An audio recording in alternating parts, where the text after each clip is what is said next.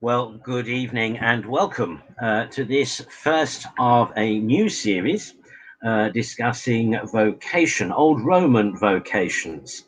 In the main, really with reference to the sacred ministry and the religious life. But also we may explore, and we will of course refer to various other aspects of general vocational discernment. Now, really, this series is in a response to a spate, as it were, of recent inquiries from many of you who are hopefully watching this episode, if not live, then hopefully later, but who have expressed an interest in exploring vocation within the Old Roman Catholic Church. Now, I should begin by saying in the first instance that rather like Christendom across the board, Old Romanism has experienced some fractions over the past century, so that this really what I'm going to discuss today is, and in this series, is vocations, particularly to the Orthodox Old Roman Catholic Communion, which is one of only a small handful of Old Roman jurisdictions in the world. And I should say that there are, at the moment, there is a great deal of work being done towards Old Roman unity. So that handful of jurisdictions are actually in negotiations, are in discussions at the moment. Still at a very early stage, but looking very promising. And if only because on a regular basis, the relevant hierarchs are coming together in prayer. The last event was on the eve of Pentecost Sunday. And so that should be an indication of how close that work is becoming, which means that the present time is a very exciting time to be an Old Roman, and also a very exciting time to explore a vocation within the Orthodox Old Roman Catholic Communion and Old Romanism perhaps generally. Now, one of the things, there are several things, of course, that you may have as questions and queries concerning exploration and discernment and formation as an Old Roman sacred minister or religious. And the purpose of this series is really for you to ask those questions and receive answers. That's really the intention here. Because I'll be honest, we can't think of everything that everyone might want to know about exploring a vocation with us. We have a pretty good idea because most of us have been through that process. But we, we're open, as it were, to suggestions and other people's queries. So do feel free to write in or indeed to comment. And we will do our best to respond to your query or to your question. Now, one of the things I hope you already are familiar with is the Old Roman Communion's website.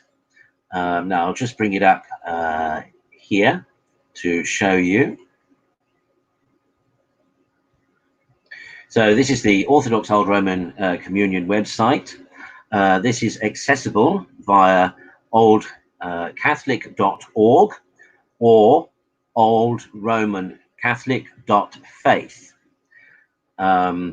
Those are the two main website addresses or URLs that will lead you to this particular website. And what I intend to do is to go through the relevant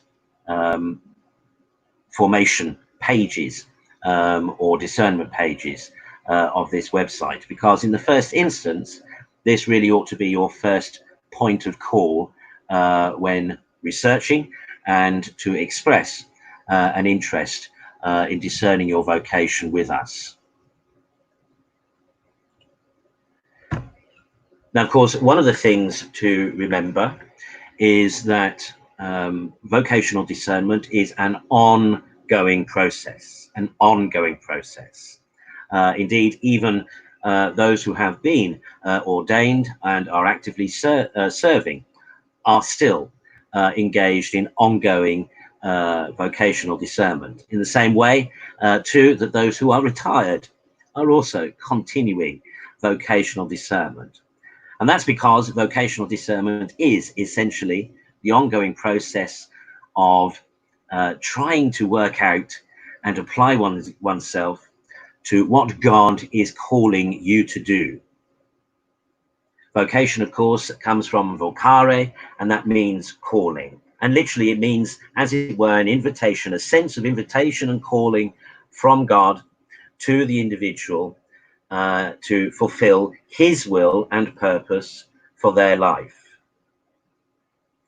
God's will and purpose for your life. And what we want to ensure is that our discernment process enables you to discern God's will for you. And the important thing to remember here is very much that this discernment process is a partnership. It is a partnership. It begins, of course, with yourself. It begins with your own sense of calling, with your own suspicion that God is calling you to sacred ministry or to the religious life, and that he is calling you particularly to the old Roman Church.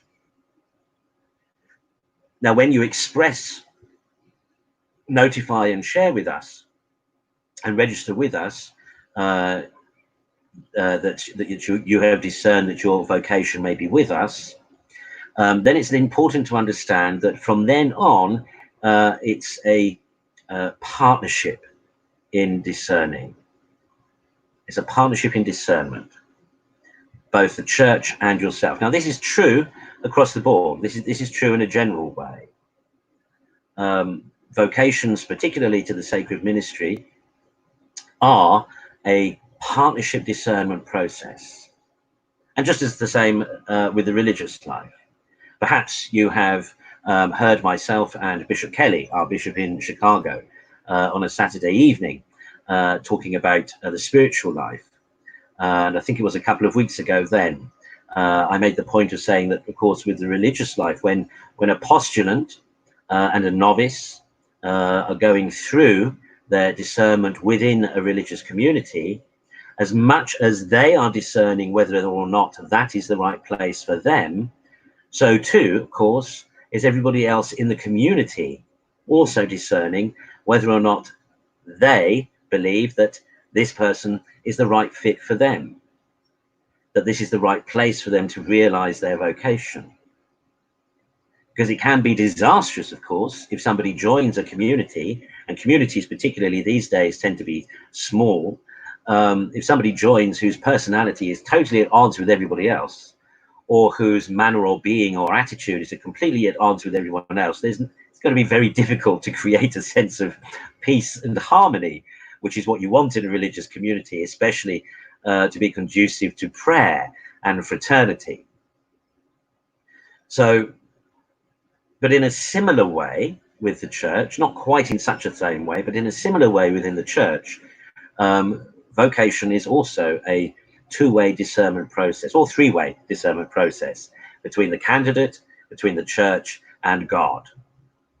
And the hope is, of course, that all three agree. That's the hope, of course, that both the candidate and the church have correctly discerned what God's vocation is for this particular individual, and then to realize, to facilitate and realize that vocation. Now, I say this because it is a very important aspect that many people who inquire don't always understand. Now, it can be difficult if you have felt a calling for a number of years, but perhaps by yourself.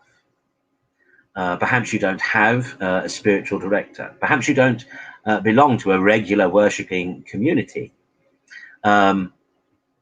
Then chances are that you have become your own, as it were, echo chamber. So that you've got this sense, this feeling that God is calling you, and it won't go away.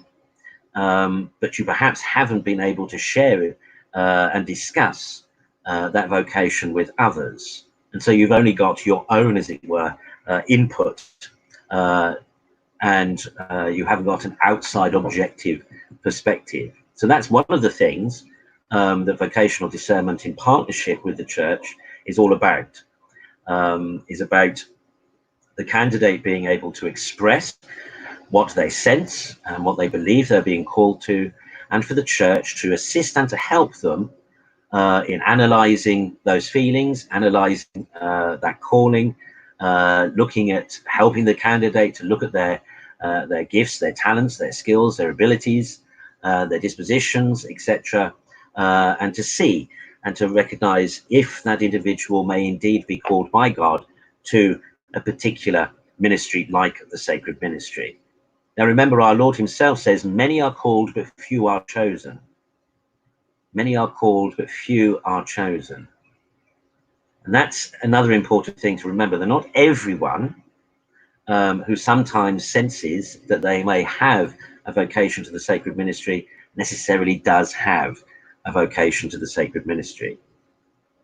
Indeed, part of the problem today is that generally so many people only talk about vocational discernment with regard to the sacred ministry, that various other callings sadly are ignored or obfuscated in somebody's discernment. You see, it may well be that somebody feels called by God to serve the church, and it may be that they are particularly gifted with pastoral skills, for example.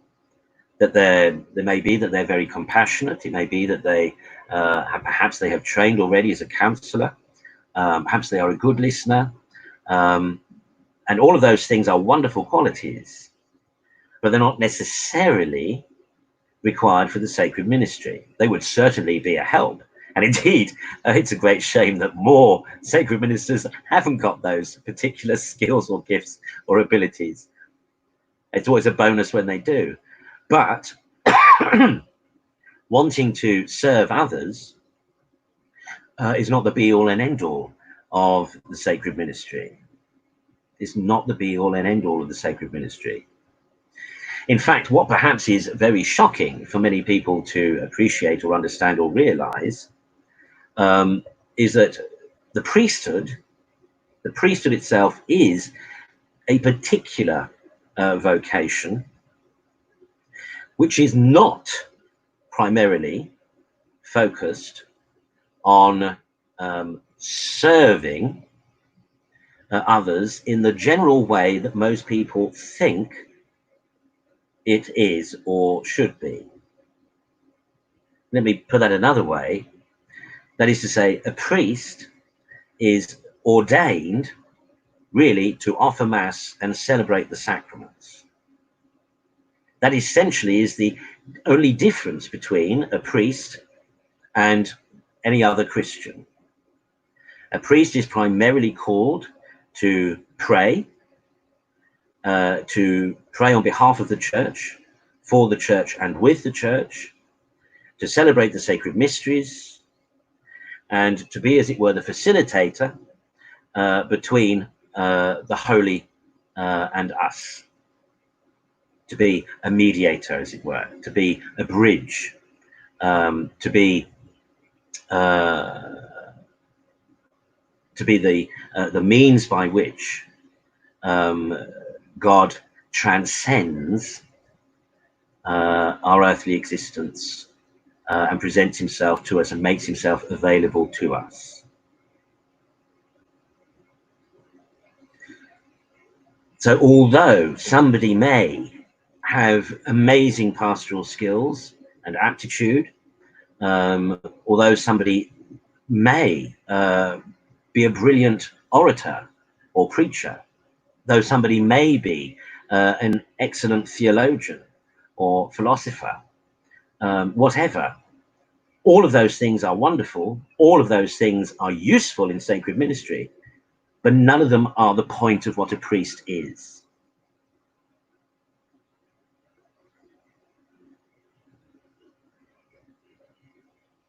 Now, the thing is, of course, is that we have, generally, most of us have an understanding of the parochial office, meaning a parish priest.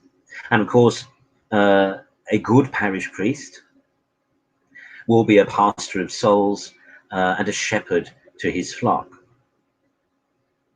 But in many ways, his priestly role is rather more limited than we might otherwise think.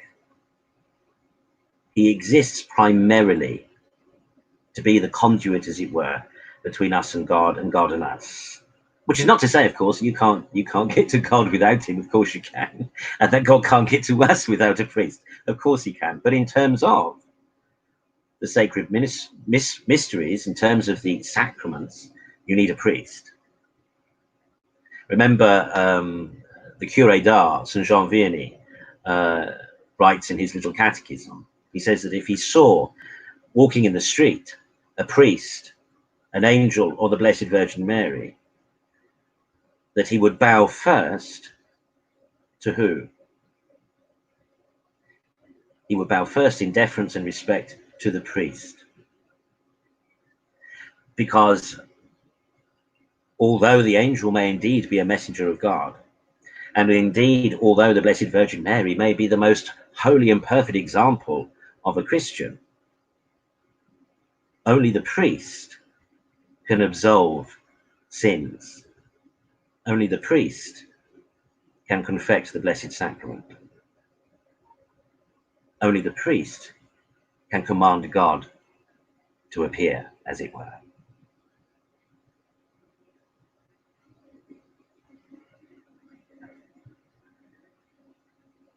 So now, of course, we do want sacred ministers who are compassionate, who are good listeners. We do want sacred ministers who will be good preachers, good teachers, catechizers of the faith, catechists rather. We want all those other skills, of course. They are handy, but they're not ultimately what a priest is.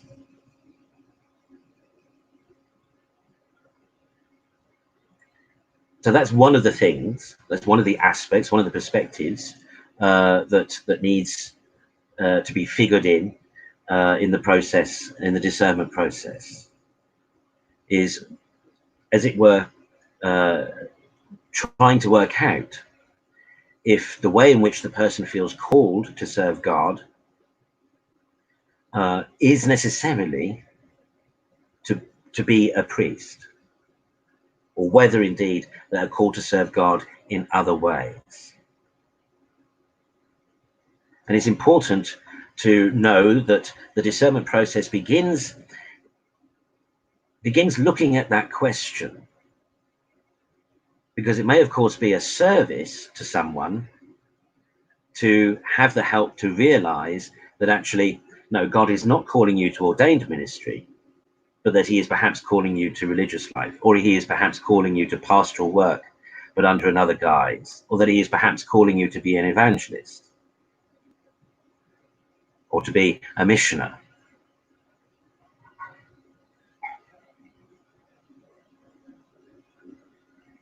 Part of the problem that exists in the church today, and has done in recent years, is because of a dearth of vocations. Churches have all been really too quick to assume that when somebody comes forward and says, I feel called by God, to whip them straight away into an ordination route, rather than spend time discerning with them how and what exactly God may be calling them to. Because there are all sorts of ways in which any one of us can serve God. There are all sorts of ways in which the gifts, skills, talents, abilities, and dispositions God has blessed us with may be used. They are not all necessarily required or even desired for the priesthood or for the sacred ministry. And this, for example, may be discovered later on. One of the things, for example, that some clerics, a good indicator, as it were, of where perhaps an unfortunate decision was made in discernment, is when, for example, a cleric finds it very difficult to maintain the daily office. The daily office being, of course, the routine prayer of the church. So matins, lauds, prime, terce, sext, none, vespers, compline. Now, the canon law requires that all clerics in major orders, which for Old Romans means from the subdiaconate onwards, they are canonically required to faithfully recite the daily offices. Now, we, of course, encourage those in discernment and those who become formally accepted onto the seminarial program to take up the daily office. And of course, there needs to be a time of adjustment. And there are various ways, we can teach how to adapt and how to incorporate the daily office into one's daily life. But if it's continually a problem, if it's something that somebody is continually struggling with, that may be an indicator then that the sacred ministry or the major orders are not going to be for them. Because it is a requirement, it is a part of being a priest, that one recites the prayer of the church, which is why one takes an oath, which is why it's canonically required. It's not an optional extra. It's not something that can just be, gotten rid of.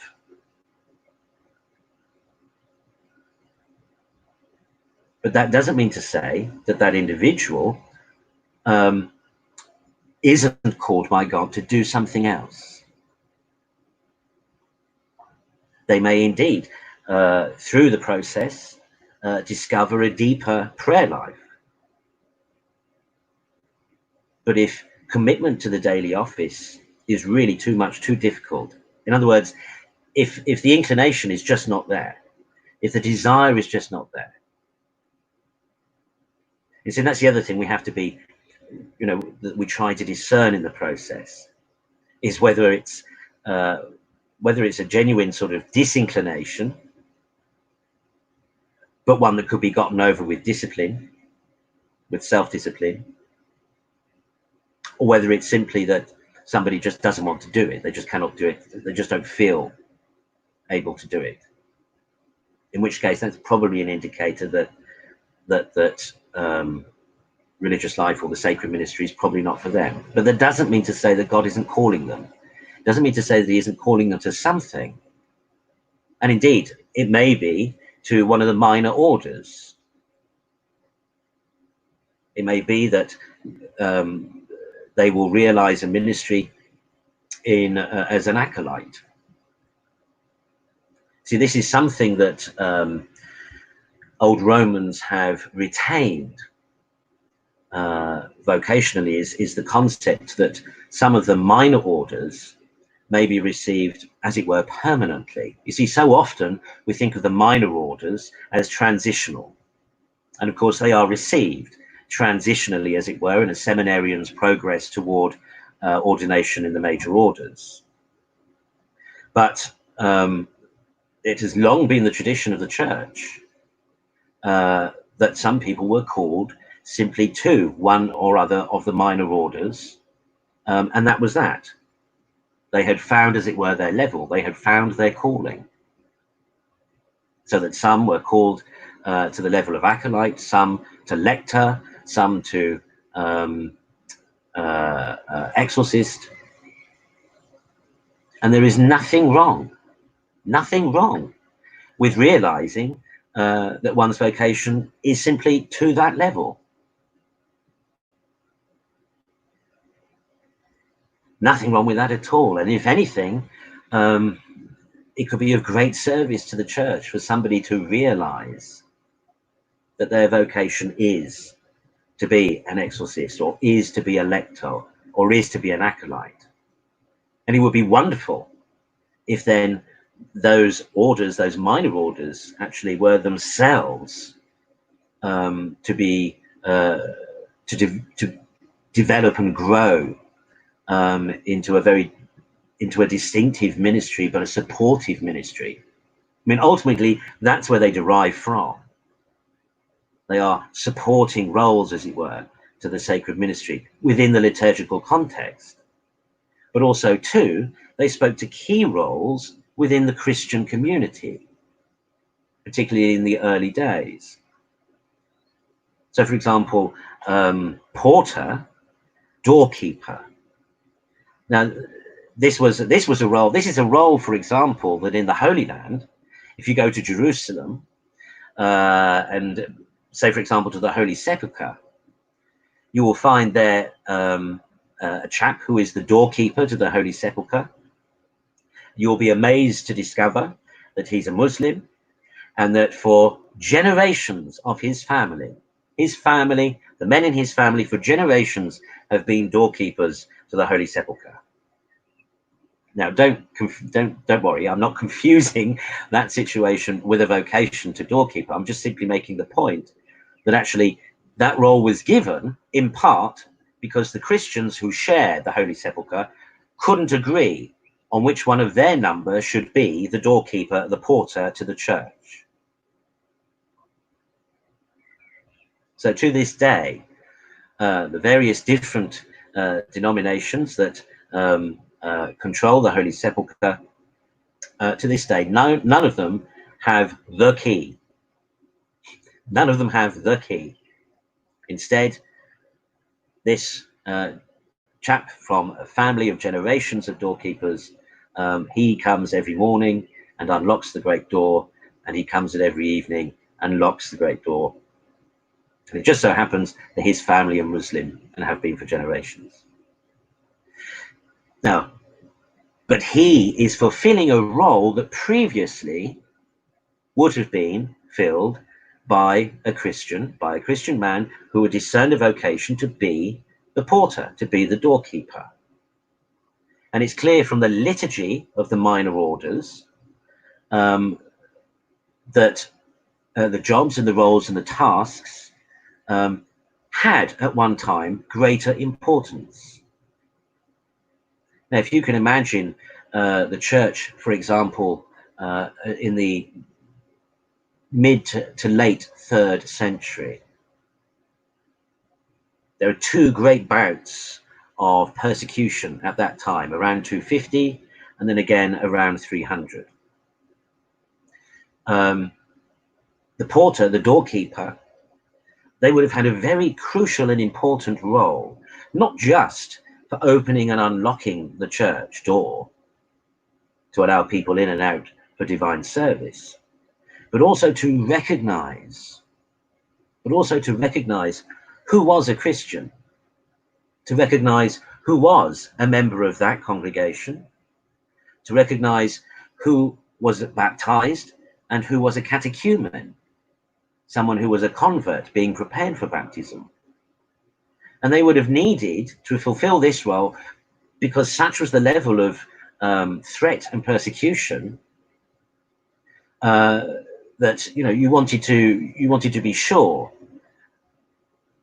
that only the right people came in. Now, of course, today we wouldn't necessarily need a porter to fulfill that role. But I already can conceive lots of different ways in which a porter's ministry could be developed and have greater significance in the life even of a local church community. To have somebody who would be responsible, yes, for the opening and closing of the door, for locking up, but in a broader sense for security. Somebody who perhaps then would be responsible for coordinating ushers. Somebody who would have the responsibility for coordinating with undertakers and wedding parties. For access in and out of the church, for preparations, etc. In many ways, within Old Romanism, there is the chance and the opportunity, which some are already developing, to realize once again the importance of the minor orders and to appreciate them as vocations of themselves and as valuable ministries of themselves, and get away from the kind of post-Trent conception of the minor orders as simply stepping stones for seminarians to go through on their way to the sacred ministry. You know, some people are not necessarily, many are called, but few are chosen. And it just may be that many of those in times past or recent history who were rejected for sacred ministry might actually have been suited for one of those supportive ministries. And of course, as well, it's true, no doubt, that many have been ordained to the sacred ministry who really shouldn't have been ordained for the sacred ministry, but should have been ordained to one of those, permanently to one of those supporting ministries. And again, in the wider context of the Christian community, the other thing to consider is that we all have this notion of the parish priest as being the kingpin in the parish, being the administrator, being the sole source of authority, to whom deferment and all decisions and deference should be made. In part because they are alter Christus, in part because they act in persona Christi, in part because they share in the bishop's teaching authority. But actually, somebody who is called to priesthood is probably not called to be a treasurer. They're probably not called or likely to have the skills necessary to be an accountant or even an office administrator. They may not be called necessarily to all sorts of other aspects of parochial ministry that the church, the wider church community in any location, in any parish, generally leaves to the priest.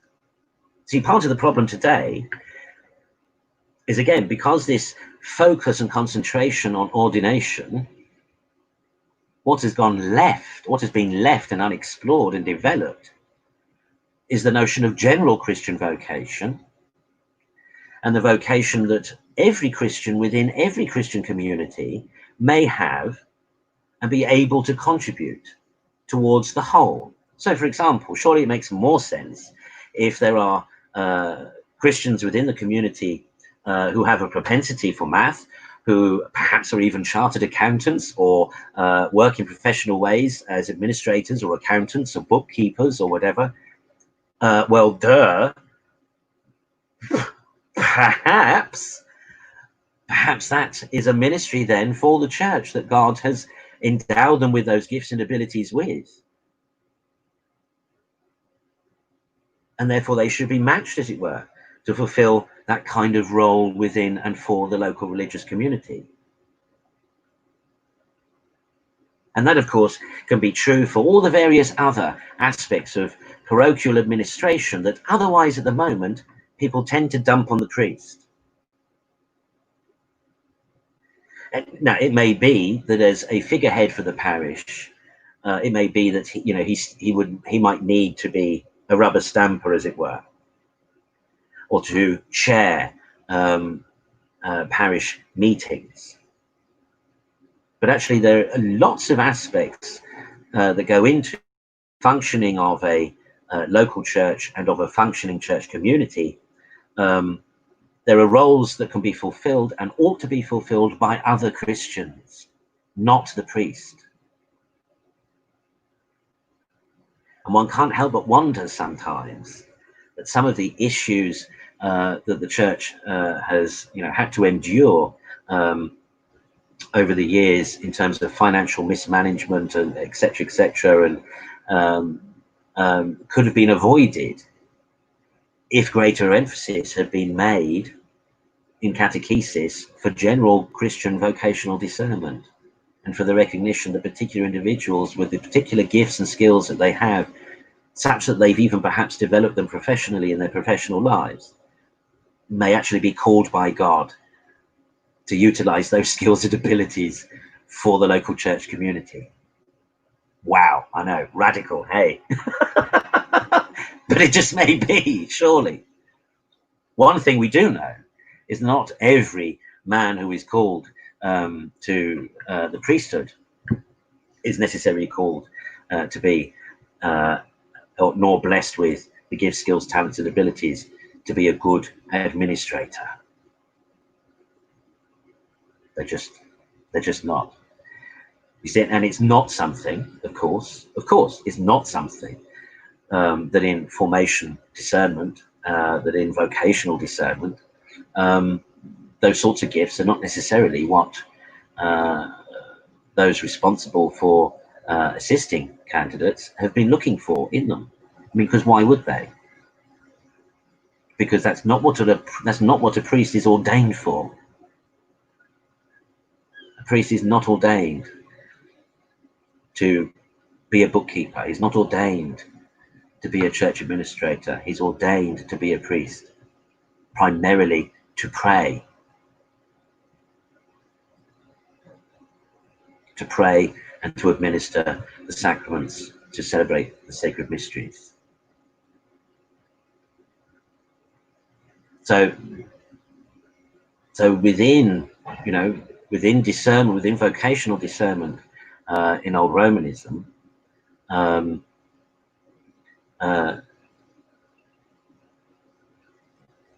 it is hoped that through the process, as it were, other vocations may be realized other than the sacred ministry.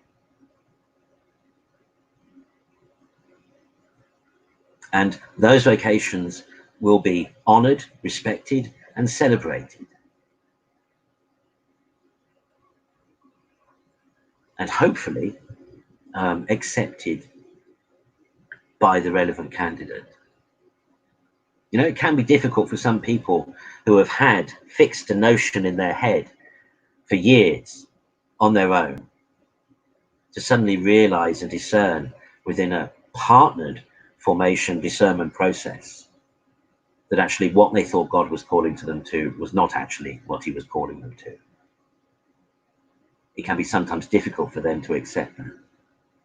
And so again, you know, we hope and we try to make our discernment process fit to enable candidates to recognize and accept and acknowledge what may indeed be God's true vocation for them.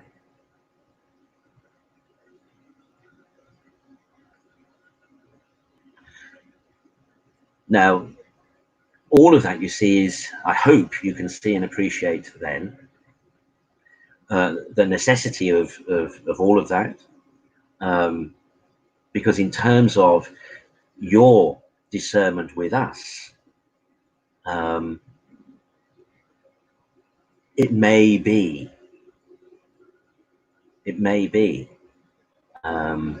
And hopefully you will too topple to it. It may be the sacred ministry is not your calling. That's not to say that ministries of all sorts of different kinds may be instead.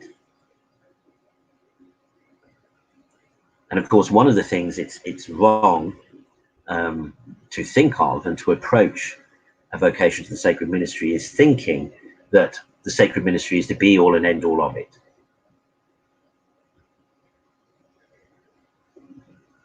Because, you know, one of the most endearing titles of the popes is that was adopted by St. Gregory the Great. Servum servorum Dei, servant of the servants of God. And really, a priest is called really to be a servant of the servants of God, to be himself like the servant king, to offer himself like Christ did, as a total offering of sacrificial love for God and for others.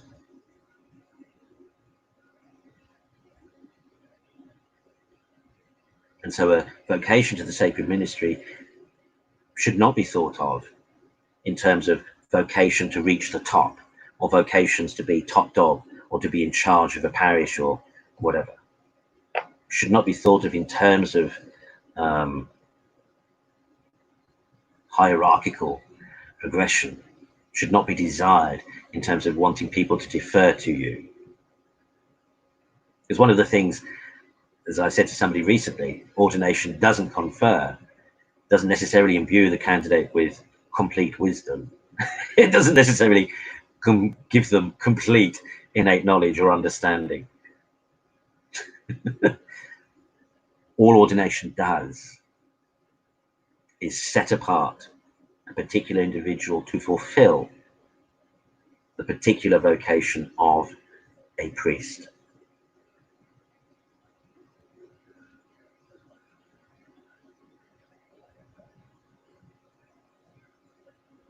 So things then begin, our process begins in the first instance by a candidate making contact with us. As I said at the beginning, hopefully you've already visited this website, and the particular pages that you want to find and should read are where it says vocations. Now, of course, if you click on vocations,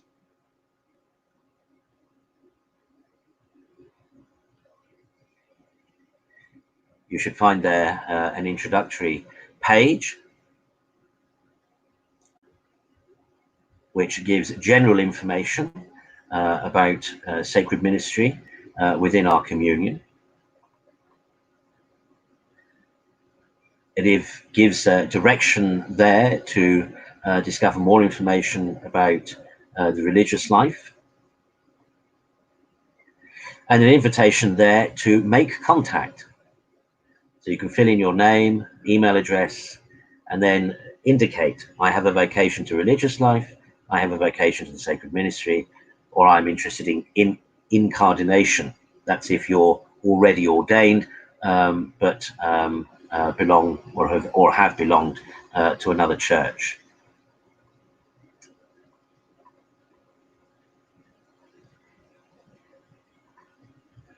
But if you go back to the top where it says vocations, you see there is also a sub-menu, a drop-down menu. And at the top there it says discernment process, incardination, incardination form, and vocations info. If you click on vocations info,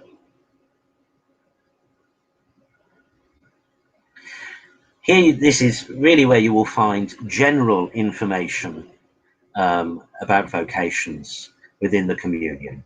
So here you can find information about discerning lay ministry, about some of the religious orders. Here, look, for example, the Franciscans,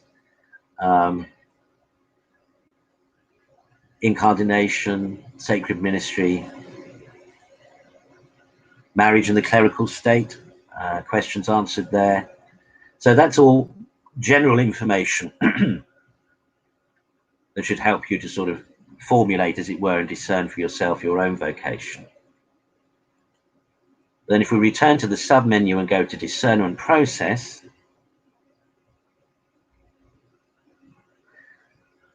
here again is a general description of the discernment process, and it goes through the various stages. And you see that the first stage is getting to know each other. Getting to know each other. And again, their initial contact. So to begin the process of discerning a vocation within the communion, an applicant should make initial contact through correspondence. This may be using the contact form below, via email, via Facebook Messenger, or by mail. And then first response. Now it goes on there to describe what first response means. And what's important there to realize is that we adopt generally, as old Romans, we have a kind of Benedictine approach to the initial stages of vocational discernment. If you're familiar with the rule of St. Benedict, you perhaps will already know that his advice concerning to the monks, concerning the reception of postulants, of prospective novices, is to try their patience. He says, essentially, let someone approach and knock on the door more than once. If they are persistent, then respond.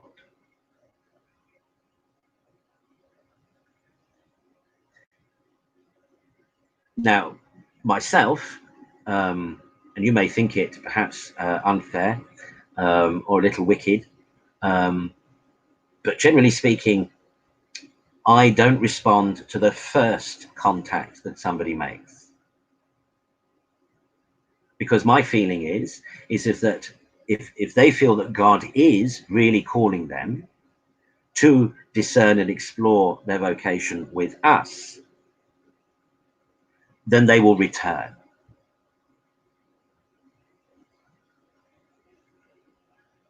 And I say that because I get a lot of emails all the time from various individuals all around the world who tell me that God is calling them to the priesthood.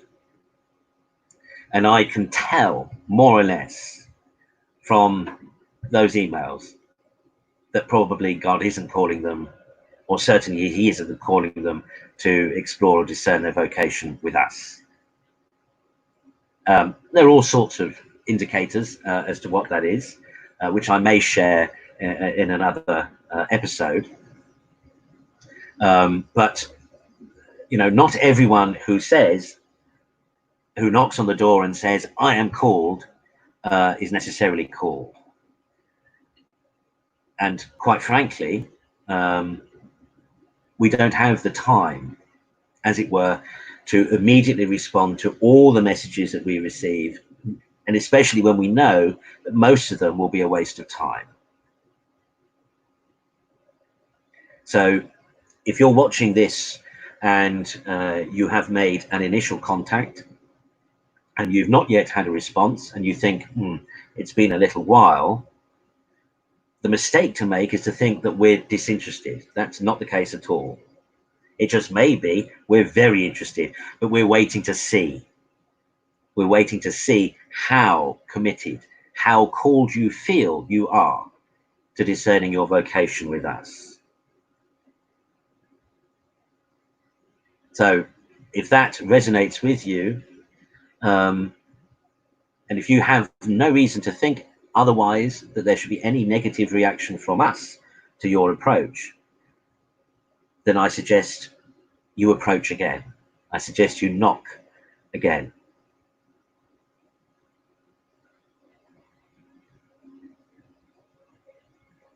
Now I know, of course, that may sound, I don't know, that may sound a bit harsh, but to be honest, we need to know, as it were, that God indeed may be calling you to explore your vocation with us. Archbishop Matthew's motto is, what God wills will be. What God wills will be. And if it is God's will for you to discern and realize your vocation with us, well, then you will feel motivated to contact us again, surely. No?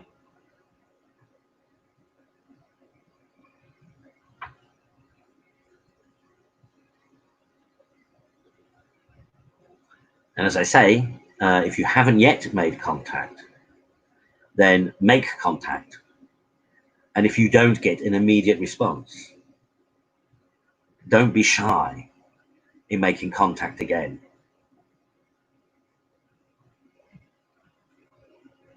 And this is true for those at the very beginning of discerning their vocation, and for those who perhaps are already ordained in other jurisdictions, who are looking to incardinate with us. You see, from our perspective, we're not desperate for vocations. Actually, we are, but not in the way that phrase might normally suggest. We are desperate for the right people to explore their vocation with us.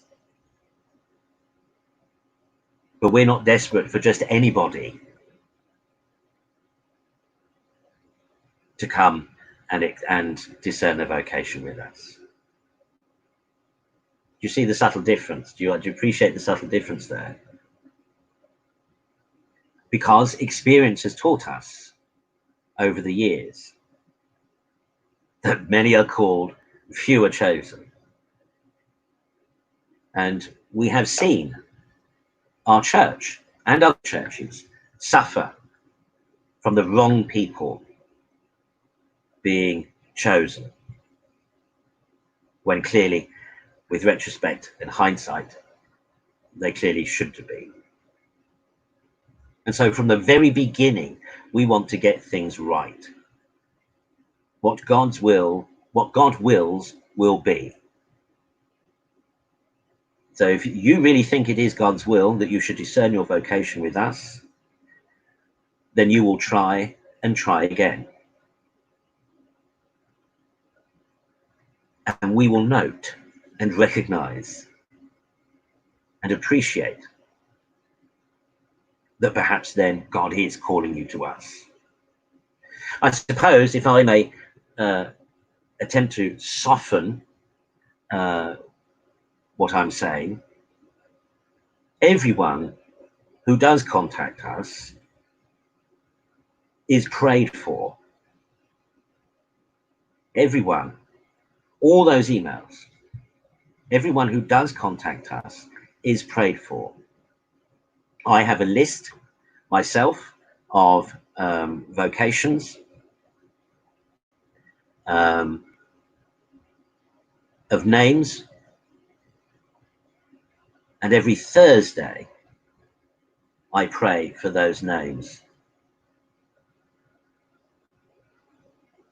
Every Thursday I pray for those names.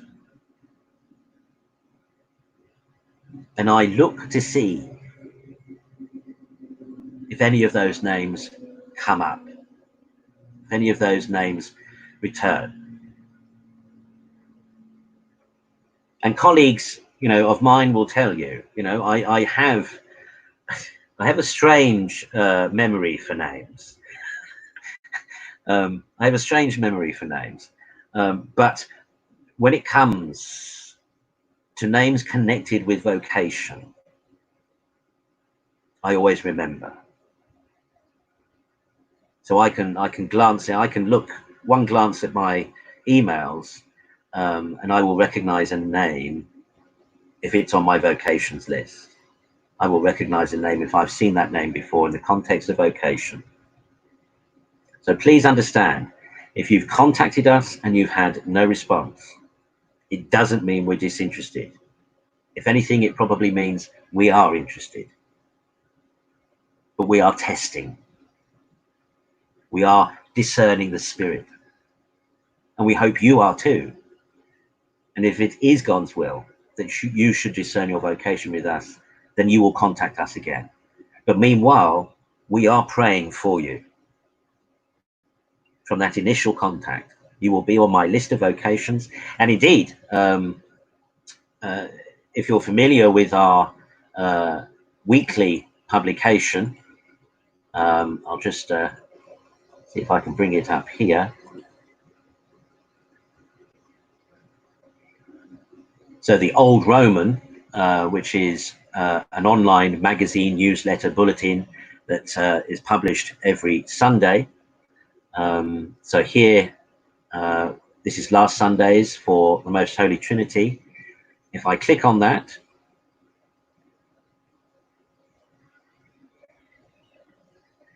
and open it. Now, if I scroll down, if you're not familiar with this, then make yourself familiar, because it's packed full of interesting stuff. So as I scroll down, right towards the end,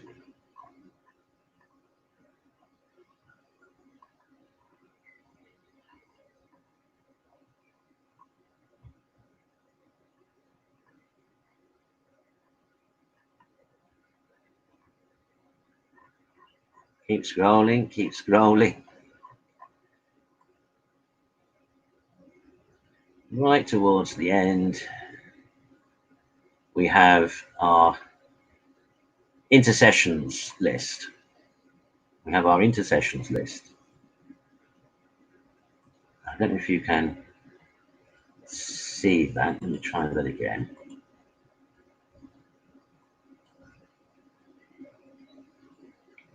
Okay, bear with me 1 second.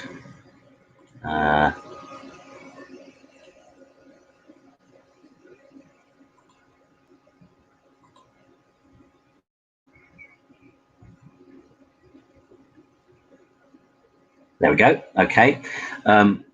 So there you can see of your charity intercessions, and you'll see for those vocationally discerning. And they will find, you will only find Christian names, you won't find surnames as well. But these, for example, are people who have expressed in recent months an interest in discerning their vocation with us.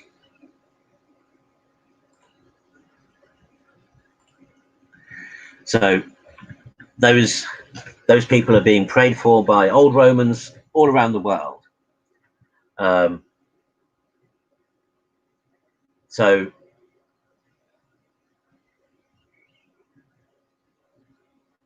as I say, if you've made first contact but you've not had a response, then it may be that you need to try again.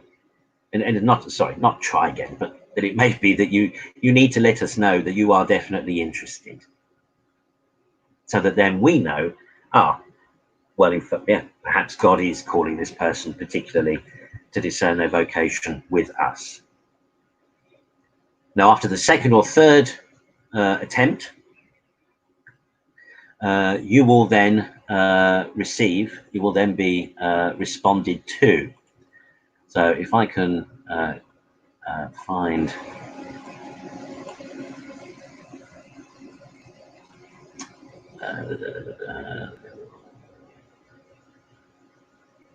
discernment process.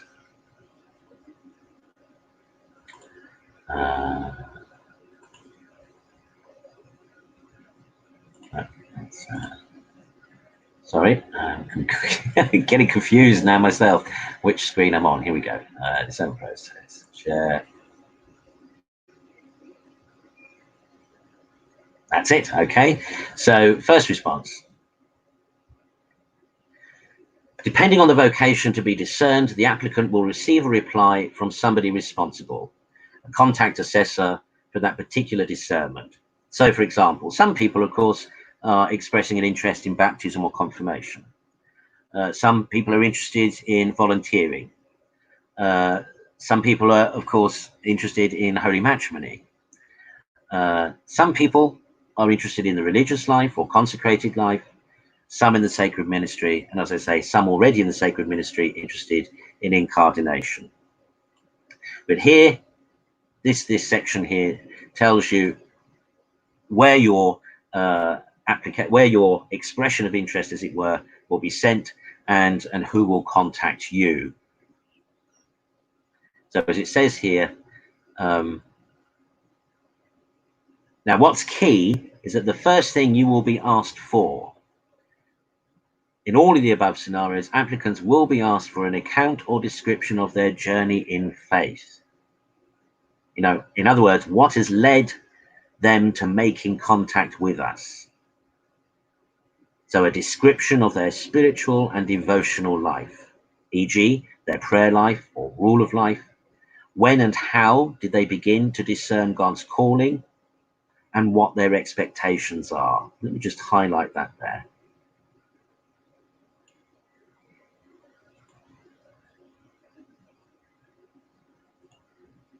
So first contact, in all of the above scenarios, applicants will be asked for an account or description of their journey in faith. What has led them to making contact with us?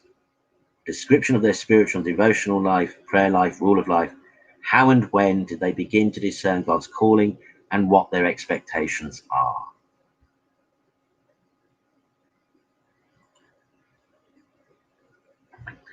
Okay, so just to recap, you make the first contact. You may need to make a second contact, but even after that first contact, we are already praying for you. But we're waiting, watching. So make another contact, a second contact. It may take a third. All that while, we are praying. All that while, we are watching for your name to come up again. Then we will respond. And the first thing we will ask you for is basically your personal account, your testimony of your faith journey so far and of your vocational discernment so far. Now, it may be your sense of vocation is relatively recent, or it may be that you've been discerning vocation for years. For example, some gentlemen, perhaps when they were very young, felt a calling to the sacred ministry, but through adolescence, early adulthood, perhaps they were diverted, their interest and energy digressed elsewhere, life took them in another direction. God took them in another direction. But perhaps later in life, circumstances have changed, things have changed. And thus, and that sense of that first calling, as it were, has returned.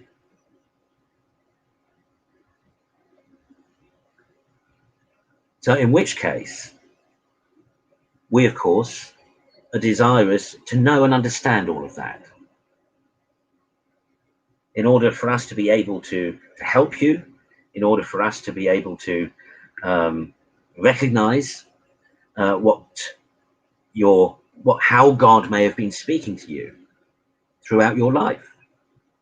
You know, one of the perhaps differences between Old Romans and other churches is that we're not ageist. We're not ageist.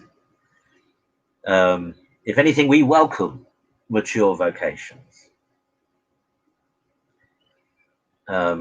because candidates, maturer candidates in years, of course, come with lots of life experience.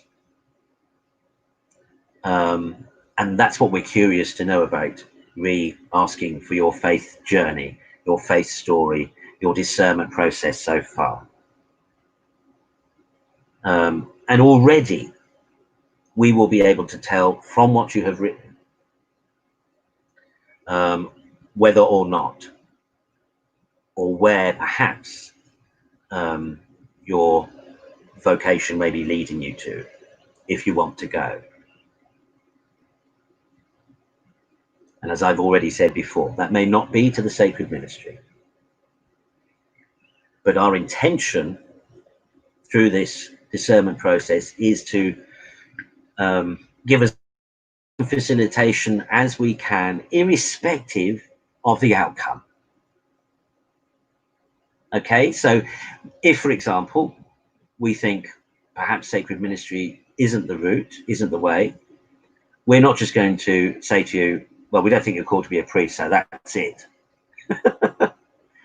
Rather, we will suggest to you, perhaps sacred ministry is not necessarily where God is leading you to or calling you to, certainly with us, but perhaps we can help you and give you pointers and continue to guide you in the realization of your vocation wherever else it may lead. And that really is our commitment, as it were, to this discerning process. You know, we don't care if at the end of the day sacred ministry may not be the object of your journey. We will support you nonetheless. I think that's, again, you know, that's one of the differences, again, that we offer the various other churches don't. I don't know how many people I've met over the years who began an ordination discernment process with a church.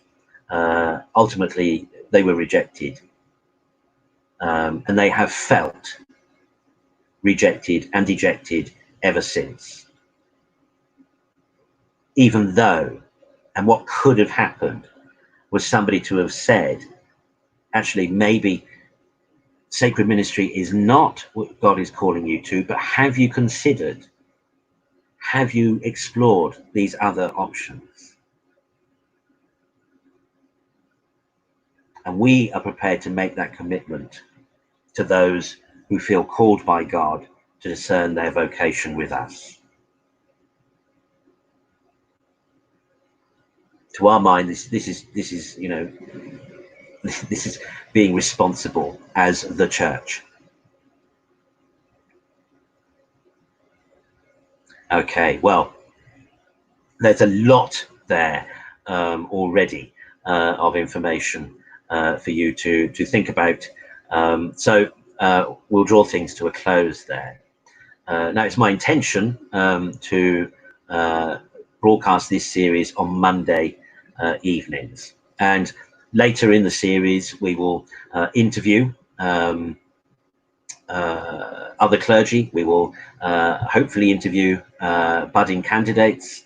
We will try to give a sense and a feel and a picture of discernment process within the old Roman tradition and communion. So, as I say, if you have made contact with us, know you are already being prayed for, but also know that we may still be waiting for you to contact us again. But discern in your heart whether that's right for you. But if you come back to us, we may well discern that perhaps God, this is right for you and for God and for us. Otherwise, if you are interested in vocational discernment generally, I would suggest going to oldcatholic.org, to the vocations pages, and look out there. I think on there is a series of vocational discernment videos that I recorded last year as part of a catechetical series, and that describes an approach that one ought to take spiritually in terms of discernment. So I commend that to you. Otherwise, feel free to come back next Monday, I hope, for the next installment, as I continue to try to share and explain formation and discernment for old Romans. So bless you for watching. Don't forget that if you have questions, you can contact us. Please feel free to do that. And